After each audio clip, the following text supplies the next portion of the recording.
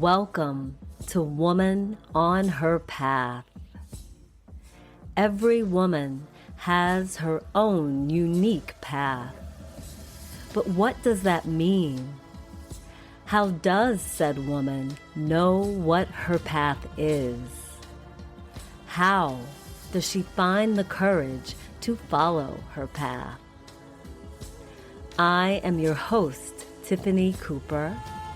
I am a mother, energy worker, community herbalist, and bhakti yogi. By sharing my experiences and insights on my path, I hope to inspire and encourage you on yours. When we follow our path, we find the answers we need in life. Let's find answers together and create a better world for ourselves and those around us.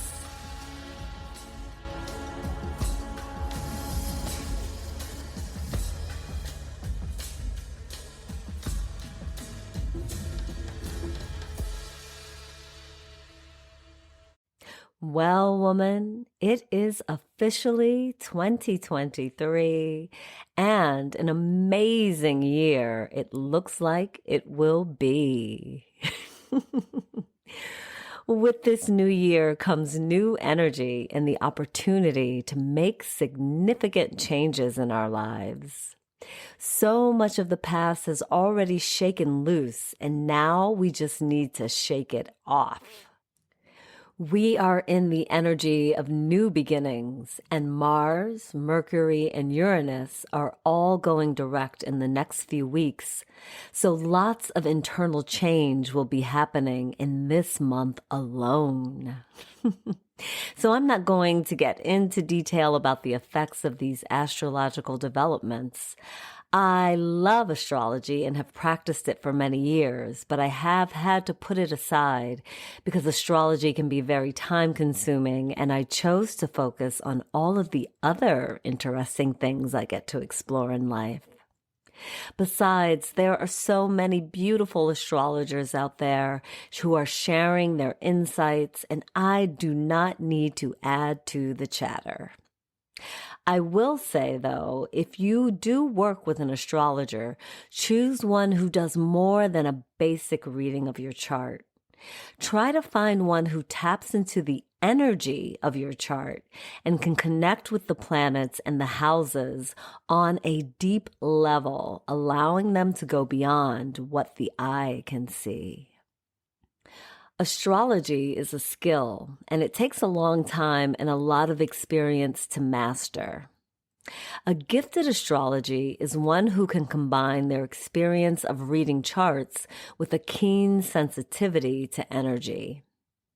It's similar to reading tarot cards. One can look at a card and give you the traditional understanding of its meaning, but a gifted tarot reader can see into a much deeper meaning of the card and see the threads that connect it to a narrative or the story of your life. Those threads are there, running from one place to another, connecting you to everyone and everything around you.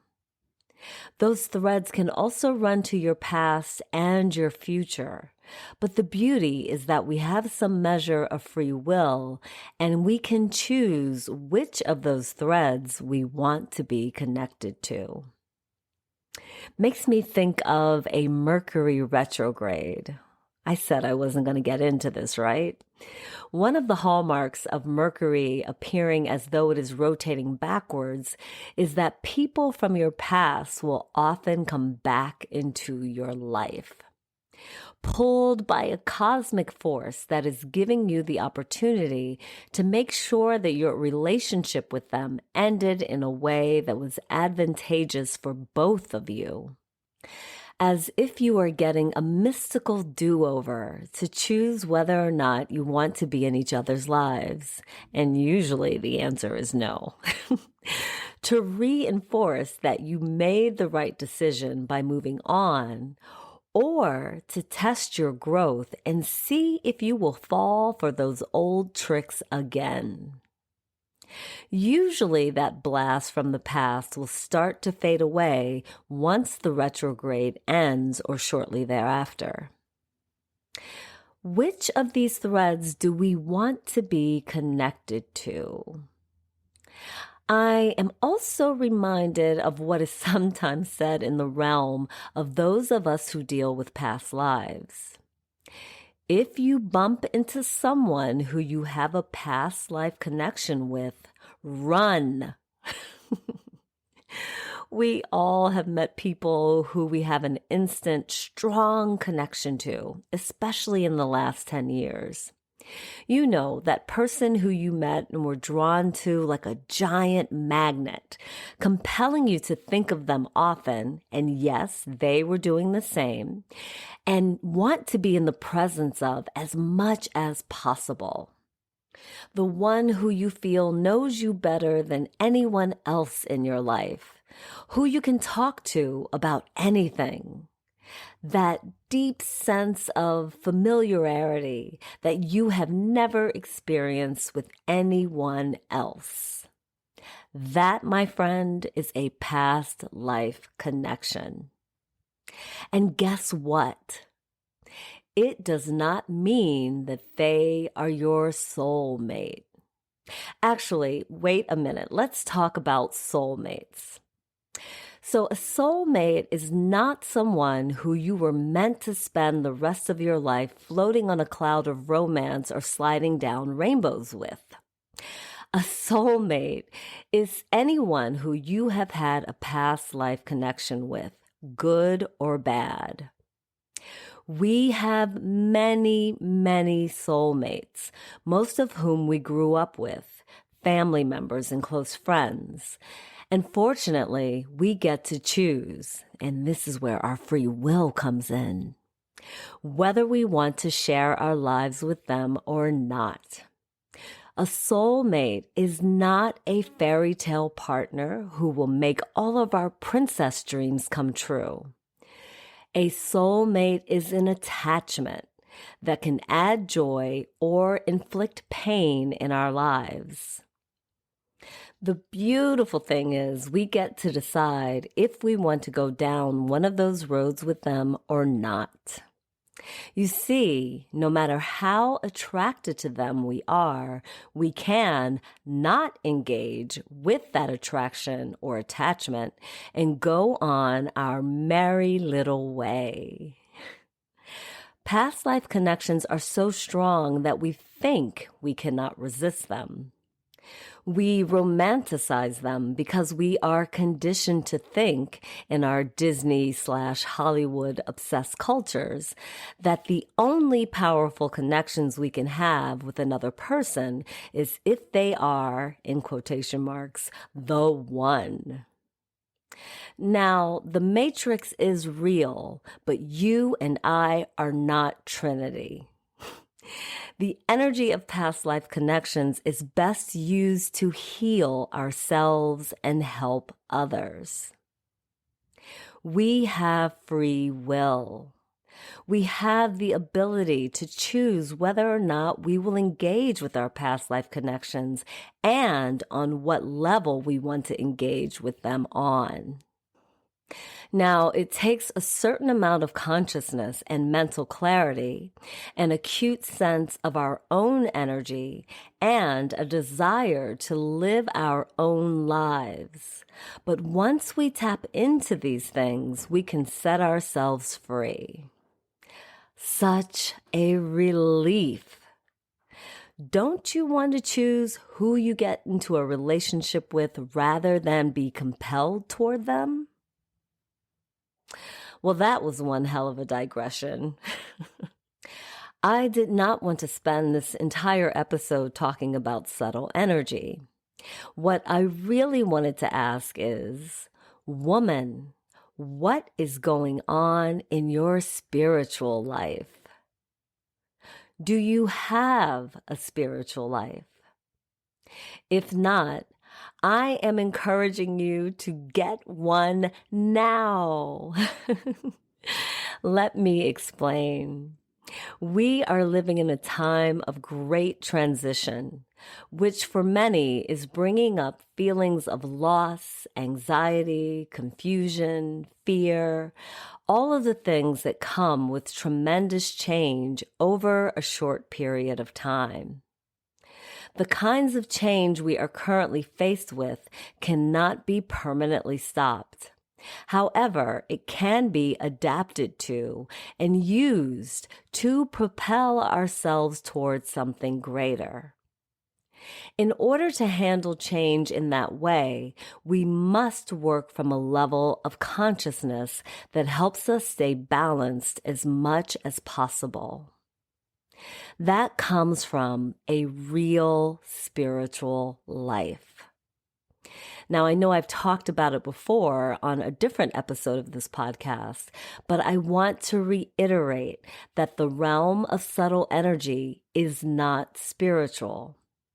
It is actually of the material realm.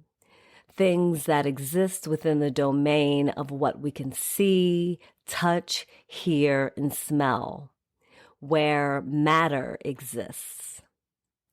Subtle energy can be all of those things. It can be detected by those who are sensitive enough.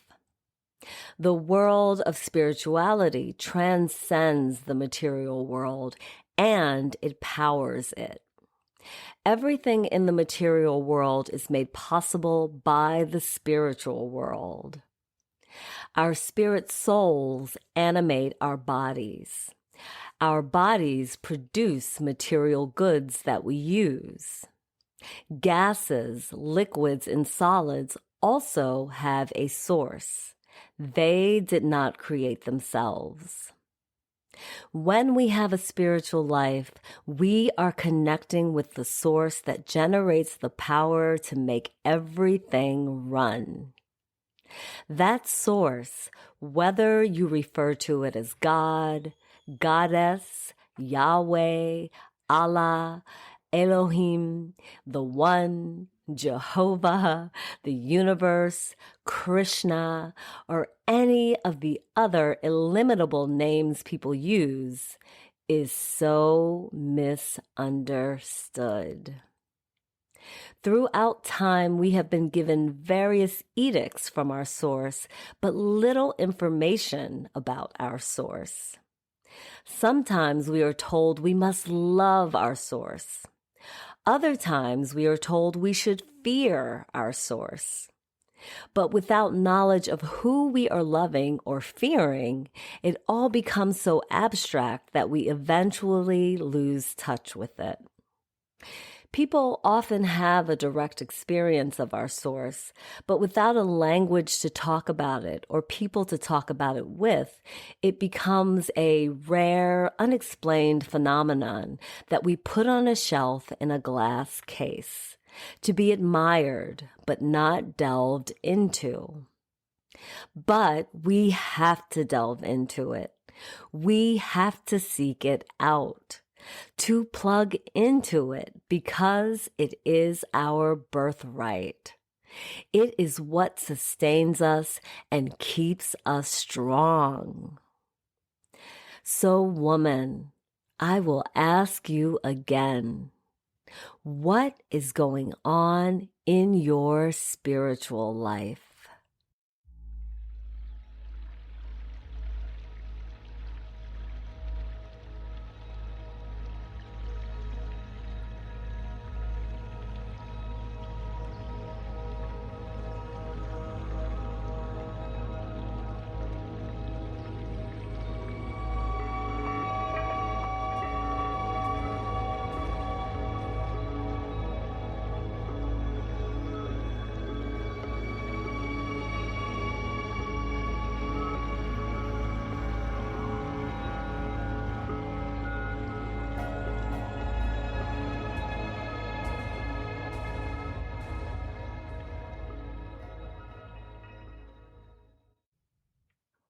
We all need something to support us, to hold us when life knocks us off our feet.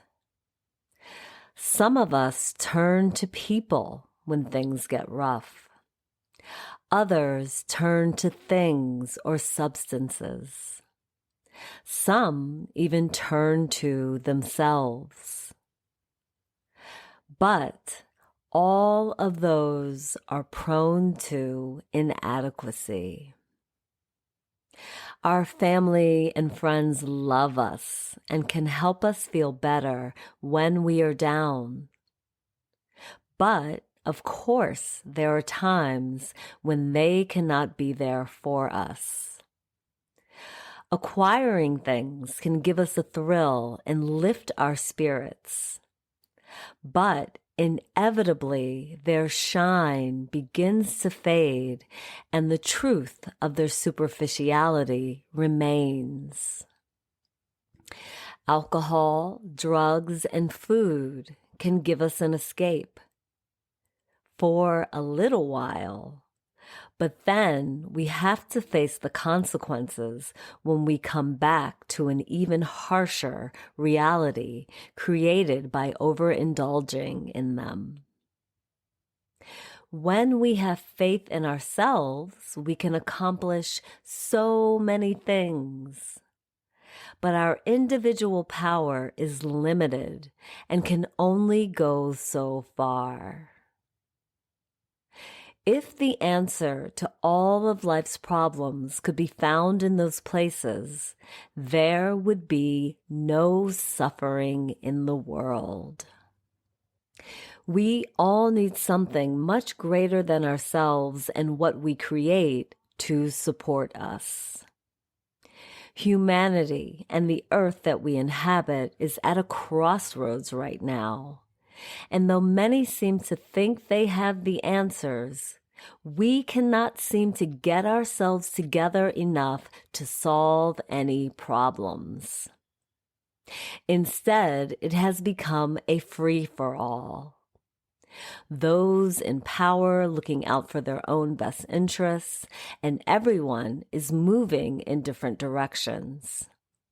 There is no love and a dearth of compassion.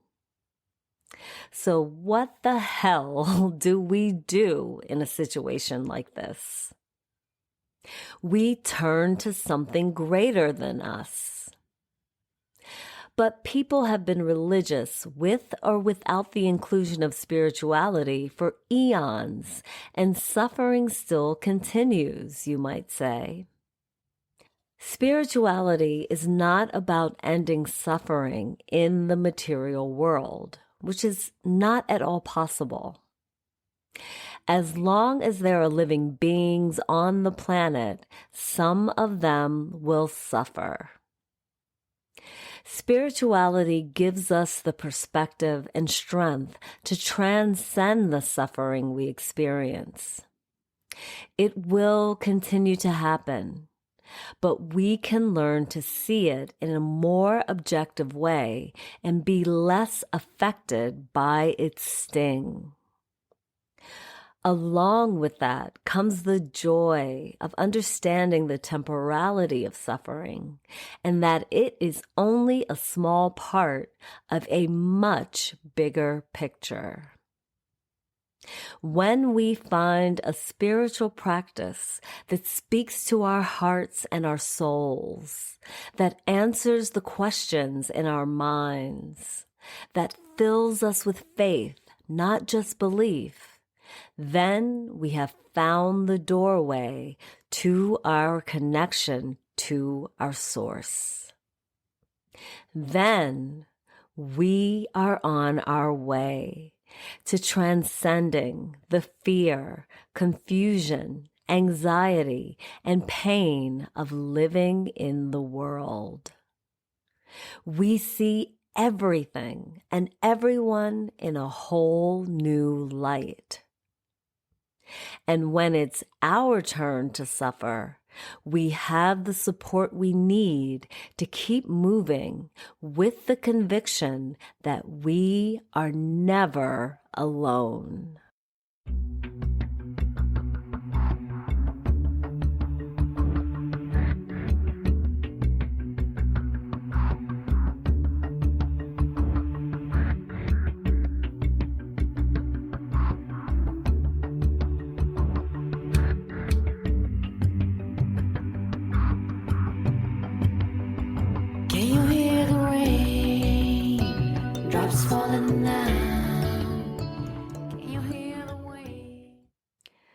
So, woman, there are many tools that we can use that can aid us in our spiritual practices.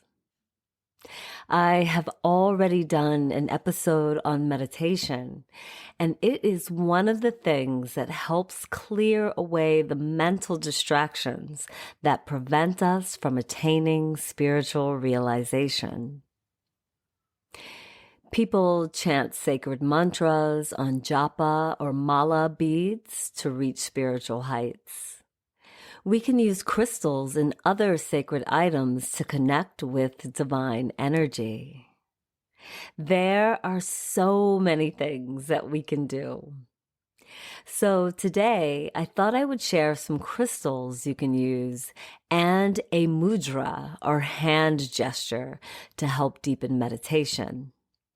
So let's start with the mudra. Since you cannot see me, I will try to give very detailed instructions on how to perform the mudra.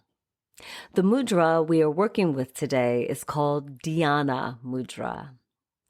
The word dhyana means meditation in Sanskrit. And this mudra is used to help bring you to a deeper state of meditation by improving concentration. Now, it is a very simple mudra, but it has some really big benefits.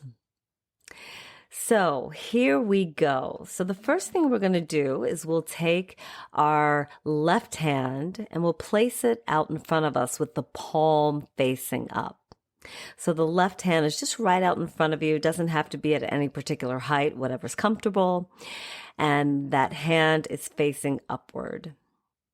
Now, the next thing that we'll do is we'll bring our right fingers to rest on top of the left finger. So that right hand is coming in front of us with the palm facing up, and we're placing the backs of the right fingers on the tops of the left fingers. So we just have both hands out in front of us. Now what we'll do is we will bring the tips of the thumbs to touch at the top. So we're kind of forming a circle or an oval depending on the length of your fingers and thumbs. So that's Dhyana mudra. Now, I use this mudra quite often in meditation, and it is powerful. I immediately get the sensation of coming deeper into my meditation whenever I use it. So I encourage you to practice with it as well. Even if you're new to meditation and you feel like, well, I don't even know what I'm doing. It doesn't matter. This mudra will help you. If you're new to meditation, what you want to do is just sit down in a comfortable position. You know, you don't want to sit in a position that back will be hurting you or your knees or your hips will be hurting. You want to sit in a position that allows you to let go of any tension that you may feel in the body so that you can focus on things like your breath or maybe even your pulse. You can even bring your awareness to the mudra that you're holding. But especially in the beginning with meditation, I find that it's easiest for people to come into meditation when they focus on their breath, because that instantly takes you out of the external world and brings you right into the internal, what's going on inside of you. It also makes you train your mind. I like to use breathing meditations by counting. You know, I like to give direction to count with your breath. And that helps take your mind away from anything else that might be spinning through it. So that is the first practice, and it's our first tool that I'm sharing with you to help you come deeper into meditation so that you can connect with the divine, so that you can connect with spiritual energy. That is actually what meditation is for. Okay, so the next thing I want to share with you is crystals. Now, I know a lot of people are not very familiar with crystals, and that's okay. That's okay. And I know that some people don't believe in the power of crystals, and that's okay too. You do your thing, live your life the way that it suits you. However, for those of you who are curious about crystals, and for those of you who have experienced the magic of crystals, this next segment is for you. I just remembered an experience that I had with crystals a few years ago. I had taken my son to the Natural History Museum in London. And we got the map when we arrived, and the first thing I saw was that they had a crystal room. And so my son and I said to my son, I said, let's go to the crystal room first, and then we'll kind of check out the rest of the museum. And of course he agreed to that. And we get to the crystal room, and I was completely drawn in to that room, and I couldn't leave. So my son ended up going around the museum because I couldn't leave the room. And I said, you just go ahead and look at what you want to look at, and I'll find you in the museum. We both had our cell phones. And he said, okay. And I started looking around. I was astounded by the power of these crystals. They were all in cases. Some of them, I remember reading on the tags that some of them had been unearthed over 100 years ago. Some of them were huge, and I could not leave the room. I mean, the power of them, the pull of them, each of them had a different energy, which is, of course, that's the way that crystals are. But when you're in a space like that, where the crystals are so big, and as I said, many of them had been there for a very long time, and they still had such strong potency, it just blew me away. And I ended up never leaving the room. I never saw any other part of that museum. I stayed in the crystal room, and my son actually returned. It was over an hour later, and I was still in that room. And then we left the museum. So the power of crystals is real.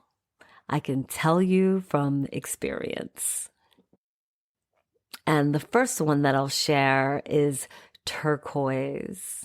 And that's such a special stone to me. It's a very special crystal that I used to use quite a bit. In fact, my son just said to me the other day that he has memories. He has such strong memories, and that whenever he sees turquoise, he thinks of me because he has these strong memories of when he was younger. And I was always wearing turquoise. I have loved turquoise since I was a little girl. And the beautiful thing about turquoise is that it supports you in spiritual growth and expansion. So it brings about this energy of helping you expand your spiritual awareness. It also has the beautiful quality of helping you tap into your stores of compassion and forgiveness. You can wear this as jewelry, any crystals actually. You can wear them as jewelry. And then I'll tell you at the end another beautiful way that you can wear them. And it doesn't have to be jewelry. You can even just have the stone itself and put it in your pocket, carry it around in your bag, in your handbag for the ladies, or men if you carry around a backpack or messenger bag or briefcase or whatever you carry. You can even put crystals in there. Just have them on or close to your person as much as possible. I'll share another secret with you, especially, for the ladies, not for the men, any men who may be listening to this. For women, I actually wear crystals in my bra. It's the easiest place to wear them and you keep them close to you at all times. And I tend to feel them more potently when they are in my bra. So that's the first crystal that we're talking about today, turquoise. Now, the second crystal that I want to share with you is called Azeztulite. Azeztulite, Azeztulite. And Azeztulite is quite a powerful crystal, let me tell you. I actually keep it it's on my bedstand. I keep it next to my bed and I sleep with it each night. And the beauty of this particular stone is that it brings about spiritual enlightenment. And I have always felt that with this crystal. I used to carry it around with me quite a bit as well. But I had one and I lost it somewhere carrying it around. It was probably fell out of my bra as I was in downward facing dog in a yoga class or something, because that's happened quite a bit. So I lost it. So it's such a precious stone, and it's not a stone that I found easily. I really had to search for it. What I do now is I don't take it out of my home. It stays in the house. As I said, it's on my nightstand. I sleep next to it each night. If you would like to sleep with crystals, you can put them on your nightstand, or you can even put them underneath your pillow. The thing that I find useful for putting them underneath a pillow is to have them in a little bag. That way you don't lose them. They don't fall out in the middle of the night or when you're making your bed in the morning. So if you have a little pouch or a little bag that you can keep them in, that's a very helpful thing to do. Azeztulite, as I said, helps with spiritual enlightenment. And the thing that I found really remarkable about this particular crystal is that not only does it help you as an individual when you carry it around with you or sleep next to it or sleep with it, but I've also found that you can actually bury this crystal. And you can bury all crystals, but for some reason, energy of this one is very, very powerful in the earth. I don't know why she has such an affinity for Mother Earth or why Mother Earth has an affinity for her. But when you bury this particular crystal, the energy seemed to amplify, at least to me. That's what I experience with it. So Azeztulite. Now, the next one that I'll share with you is called, actually the clear of this, because this particular crystal comes in different shades. I think there are 2 or 3 of them. But this crystal is called Apophyllite. Apophyllite. And if you get it in the clear version, it brings spiritual light into your life. It also helps you to attune to higher energies, divine energy. This crystal also helps you connect with your spirit guides who are guiding you, guiding your soul throughout each of your incarnations. And they do so in such a beautiful way, and they want to bring love into your life. They want you to connect with that heart energy. So the clear apophyllite is really a lovely, lovely stone to have with you because it will help you connect to higher energies and to spiritual energy. The next crystal I want to share, this one is a really special one. It was another one that I had a hard time finding. Actually, to be honest with you, I'm not even certain of the proper pronunciation of it. I call it Amegreen, Amegreen, Amegreen. But I'm not sure if it's Amegreen or Amegreen. So we're going to stick with my pronunciation of it because I'm sharing it with you. So if someone else knows of a better pronunciation, please feel free to send me a message.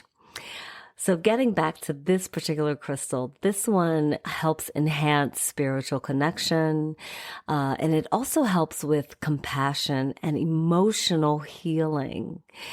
And my favorite thing about this crystal is that it helps with your connection to divine love. As you know, I am a practitioner of Bhakti, which is all about divine love. And Amegreen is such a sweet crystal as well because it is green. Sometimes I've seen it with kind of striations or spots of pink in it as well. And it's the special thing about when you touch it, when you see it, it has this light quality. It has this ethereal quality to it. So to me, it's a very precious, a very special crystal.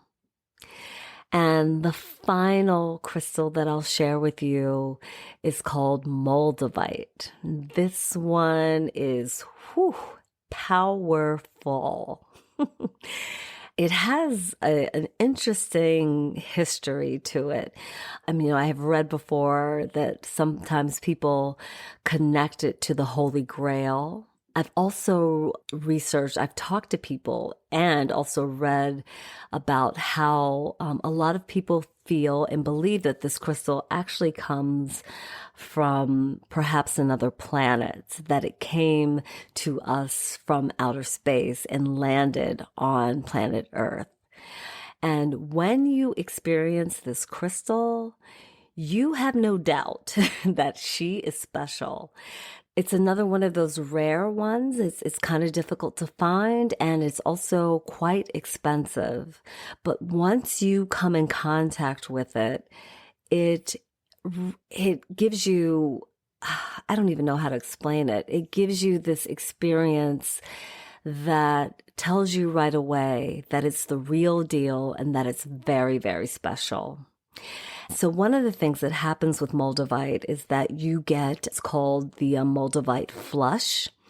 And the first time that you come in contact with it, you just hold it in your hand and suddenly your cheeks begin to warm up, they become hot, and they become flush. It is so incredible. And this happens to most people who come in contact with this stone. And it's also quite an interesting looking stone, which makes me not doubt that it has come from another planet. It's a green stone. And what it does is it accelerates your spiritual evolution. I can tell you that the experiences that I personally had with this stone is when I first acquired it, it helped clear so much. It dissolved attachments for me. I could completely feel it happening. It was very obvious to me that this was happening. Now, one of the other things about this stone is that it helps open you up to spiritual realization, which is another precious thing. Personally, the experience that I had with this stone is that, yes, I did feel like it was deepening my connections in my spiritual life. Moldavite is also a good stone for protection. Just an added benefit there.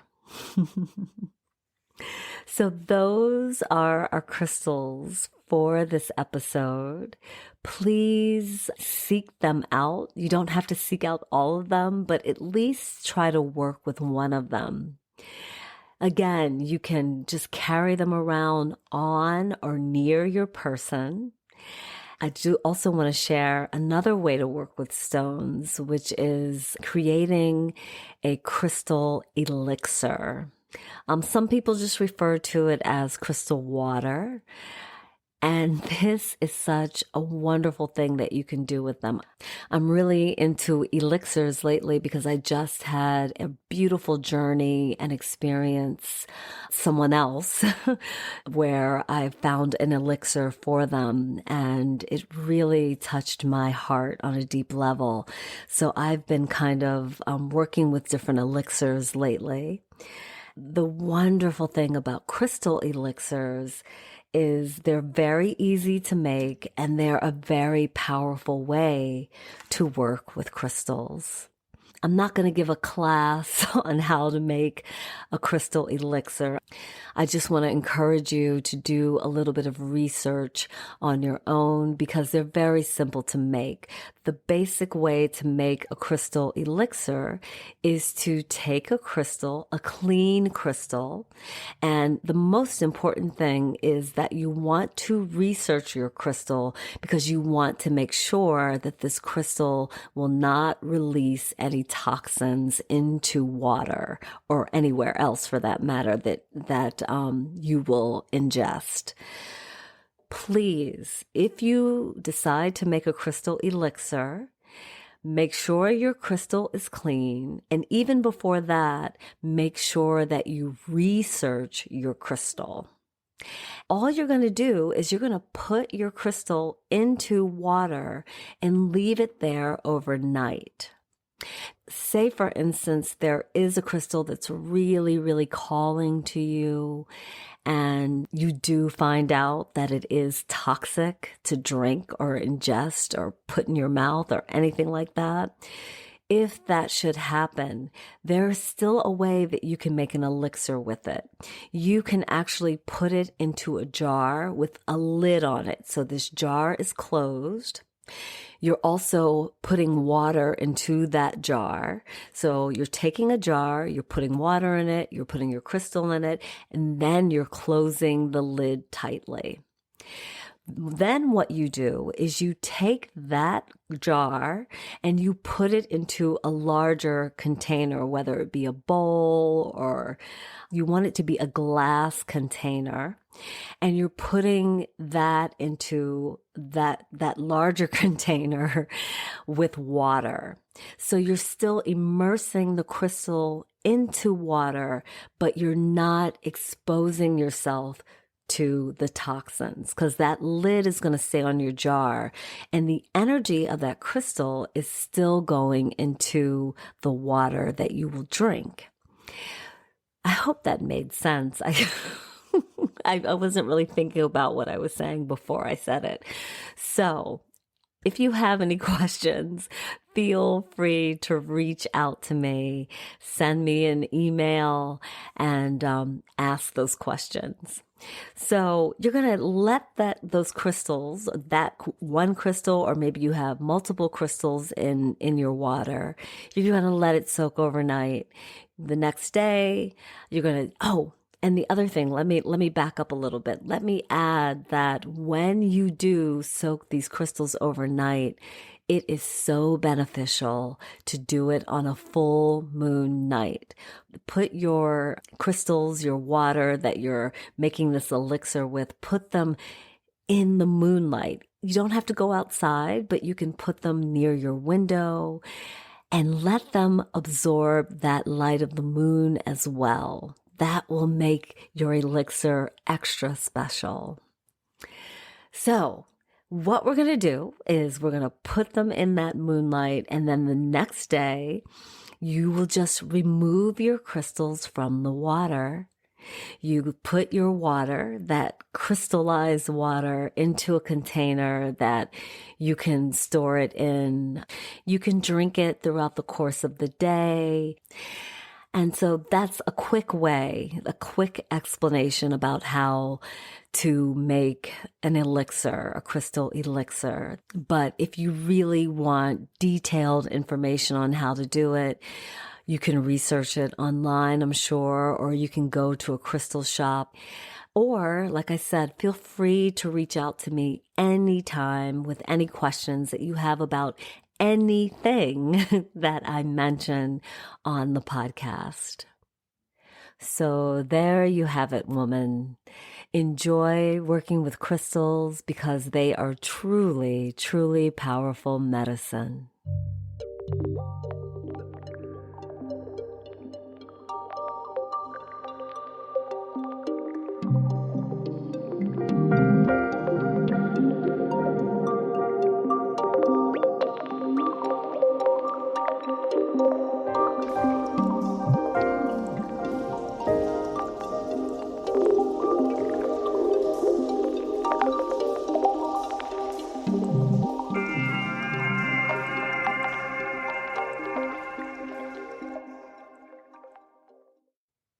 Guess what, woman? It is time for a good old-fashioned tarot card reading. Hooray! Yep, it's time for our weekly card reading. And if you are a patron of this show and you listened to last week's episode, we had quite a beautiful reading. So now I'm really excited for this one because last week's reading was very, very hopeful. So here we go. So our query this week will be, what is it we need to do to strengthen our spiritual lives? Whether you have a spiritual life currently or you don't have a spiritual life, that's okay. There are steps that we can all take besides the things I've already given you, like crystals and our mudra and meditation. There are things that we can do to kind of step further onto that path of spirituality. So I have queried, I have shuffled, and now I am going to lay out the cards. So I am being told that we only need to do a 3-card reading today. Oh, wow. Okay, so we've got some blasts from the past. Here are 3 cards. The 3 cards that I laid out are reminiscent of our reading from last week. This happens for a reason. I love tarot. She is just so damn crafty.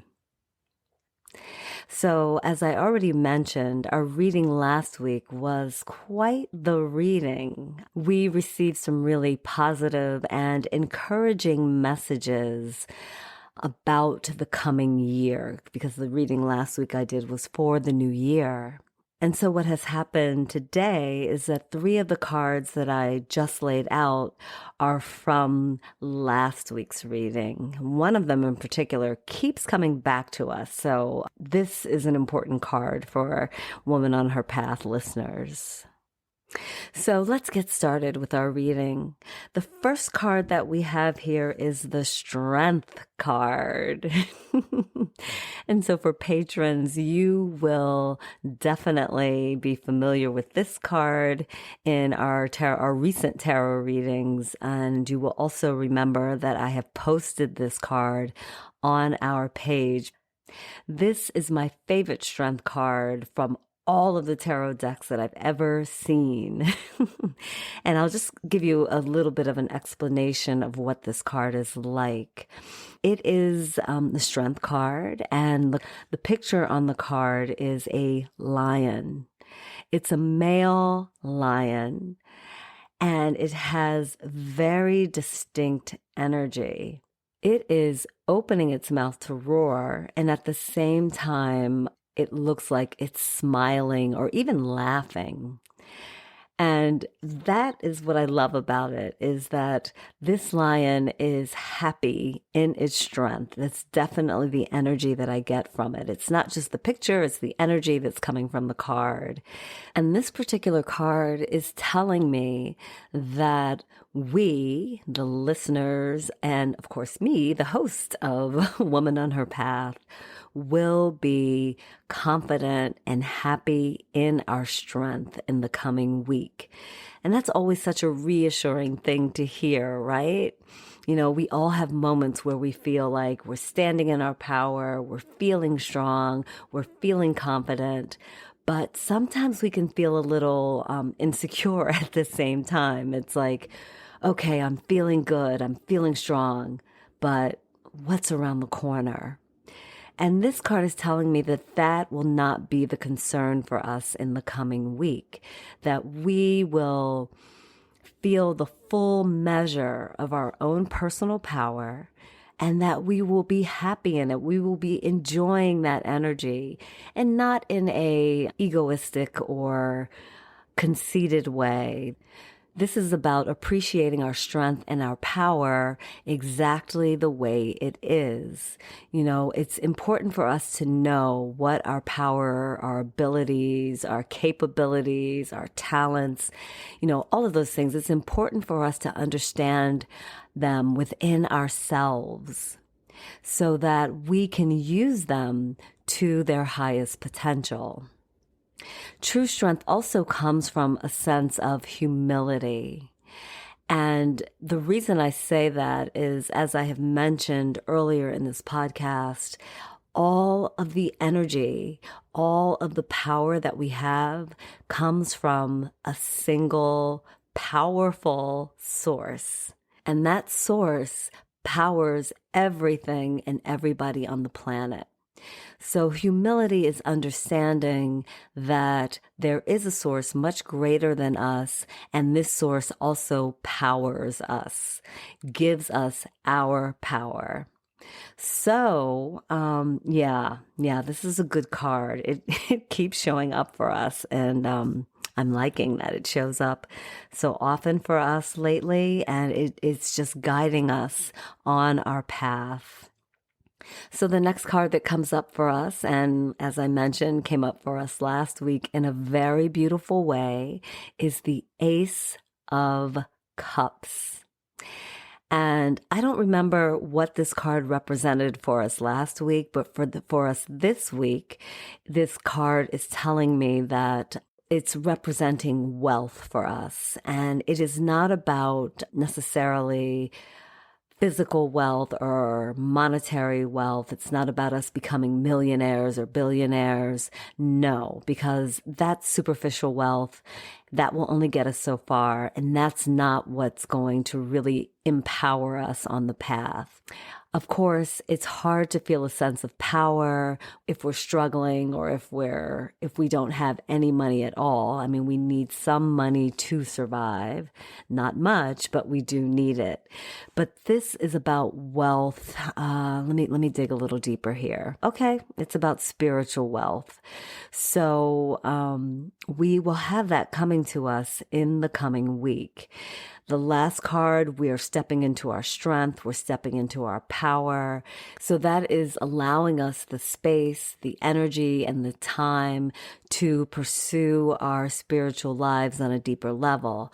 But this Ace of Cups is telling me that we will kind of step into a wealth of spirituality. It's about bringing us everything that we need to enhance our spiritual lives. And it's interesting because it's reminding me of the day I had today. Yeah, I love this. This is really cool. Yeah, so I had a day today that unexpectedly kind of bolstered my spiritual life and uplifted me. So I'm sure that the rest of you, or those of you who are listening, had the same kind of day. And if you didn't have it today, you will have a day like that in the coming week. Now, our next card. Ooh, I love this card. This card is the Ten of Swords. And the energy from it is it's like radiating off the card.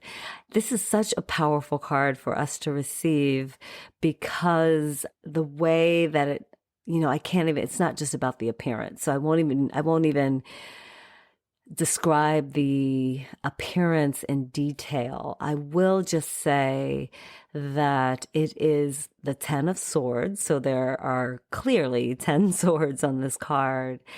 But the way that the energy is coming off of it, what it's telling me is that we are very strongly protected when it comes to our spiritual lives. So once we find the right spiritual path for ourselves, and again, this is just in the coming week. I'm not even looking beyond that in this reading. This is just about the coming week for us. So this is telling me that those of us who have spiritual paths, we don't have to worry. We don't have to protect it per se. Oftentimes when you're on a spiritual path, you experience things that kind of test you. We're always given tests on any path in our lives, but on a spiritual path, those tests, they can be quite challenging. Those tests can actually threaten our spirituality. They can threaten the institution that upholds our spirituality. That happens quite often, especially in modern times. Sometimes those tests can threaten our faith. Sometimes those tests can threaten any aspect of our spirituality. And so it's very important when you're on a spiritual path to protect your path. It is important to nurture your path, especially in the beginning when our faith is really, really tested. It's like we are being tested to make sure that we are sincere and that we will stay faithful to our path, that we will continue to grow and go further on our path. It's kind of like, how much do you really, really want this? So going back to the card, this card is telling me that we will not have to worry about that in the coming week, that we can just move forward, continuing to grow without having to worry about things that will test us or that will threaten our faith or threaten our path in general. So this is a very encouraging reading, and it goes right along with the reading that I did last week, which was for the entire year. So we're starting off in very positive light, particularly in terms of our spiritual lives. It's very clear here that in this coming week, we will have lots of opportunities to grow with confidence, and we won't have to worry about protecting ourselves from the things that come along as we move forward on our paths.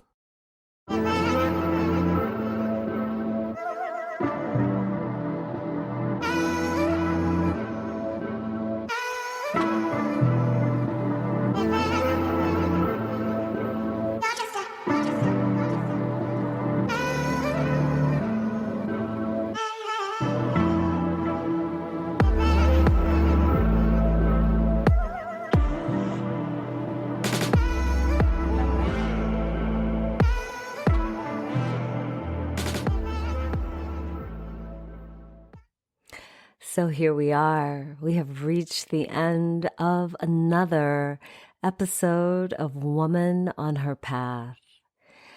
Thank you so very much for joining me in listening to this episode. For those of you who are patrons, I am so very grateful to you for joining our community. I think that we're getting off to a wonderful start. And for those of you who listen to Woman on Her Path on other platforms, thank you for your continued support and for listening. And hopefully you're gaining something that you can take into your life and use on a practical level. So I will be talking to you again either next week or in a month. Bye-bye. Thank you so much for listening to this show. I hope you found something useful. Like everything in life, we can take what we need and leave the rest.